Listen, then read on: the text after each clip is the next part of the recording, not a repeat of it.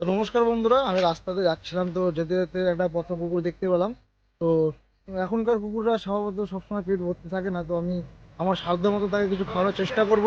তোমরা সঙ্গে থাকো, দেখতে থাকো।